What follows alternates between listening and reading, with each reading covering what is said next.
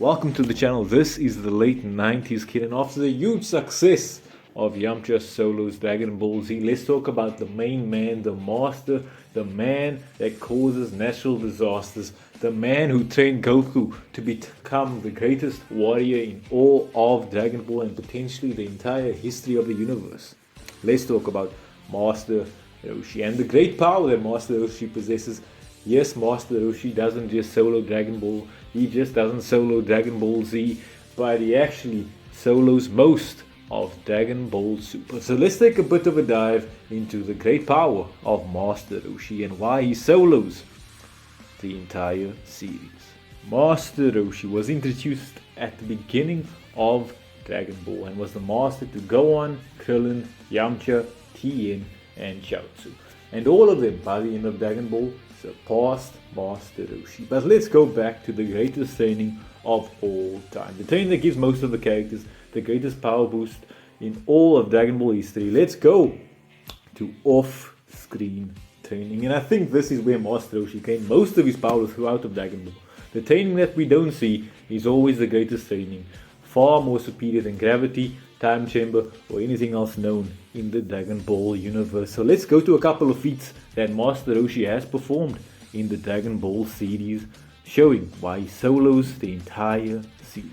Let's start it off at the resurrection of F movie. Master Roshi in his buff form competed against and absolutely swatted the Frieza soldiers who probably have on average or at weakest a power level between 1000 and 5000, and we also saw Master Roshi take a kick from Tagoma, who is said to be the same level of power as Majin Buu, who is in the billion range when it comes to power. So Master Roshi must be in the 100 millions, which puts him probably at less lowballing the same level at Super Saiyan 1 Goku when he defeated Frieza on planet Namek. And to the next level of power, the next feat that Master Roshi performed was in the Tournament of Power. And the Tournament of Power is where Master Roshi proved that he's one of the greatest martial artists, greatest warriors, greatest fighters in all of the universe. When he was fighting against the Universe 4 warriors, he completely battered and bruised them. And in the next feat, when he fought against Final Form Frost, and we know Final Form Frost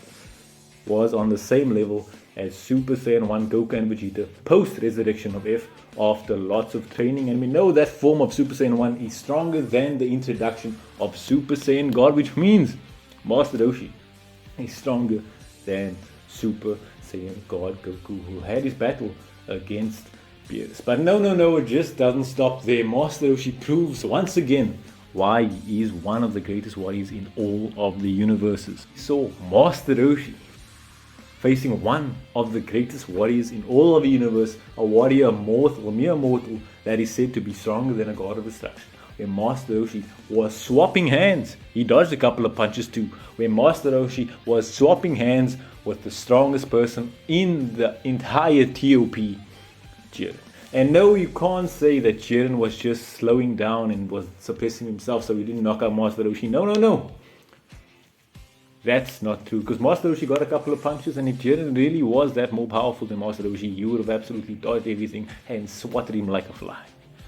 That's just the facts. That's not me talking, that's just the facts. And we saw Super Saiyan Blue Goku struggling with doing just as good, if not worse, if not a little worse, than Master Roshi, which means Master Roshi is on Super Saiyan Blue level. And Super Saiyan Blue level in the Tournament of Power is absolutely phenomenal in power. And Super Saiyan Blue Goku, by the time he gets to the Tournament of Power, absolutely almost solos the entire of Dragon Ball Super.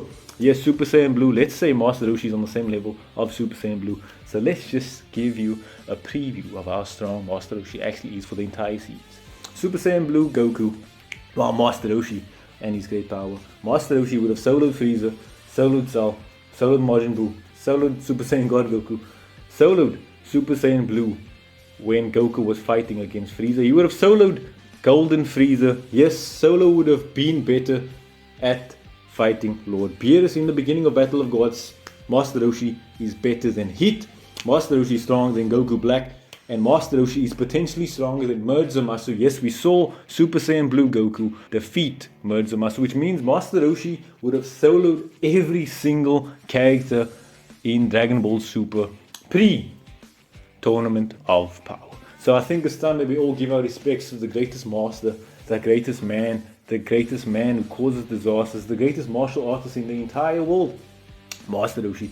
And it's clear whatever Master Roshi is doing as training, we know Piccolo trains, we know Tien trains, we know Goku trains, with Vegeta trains, but Master Roshi is surpassing all of these people in terms of multiplying his power far beyond anything any other warrior has achieved in Dragon Ball since the beginning of the story. And we saw in Dragon Ball he was weaker than all of his students, but by the end, in the Tournament of Power, surpassed all of them and was only behind Goku in Super Saiyan Blue form and Ultra Instinct. Master Roshi is an absolute beast, and it's clear that Goku's been training with the wrong person. Everyone's been training with the wrong person. They're training with Whis, but they should be training with Master Roshi to become a mortal stronger than potentially the Omni King Zeno.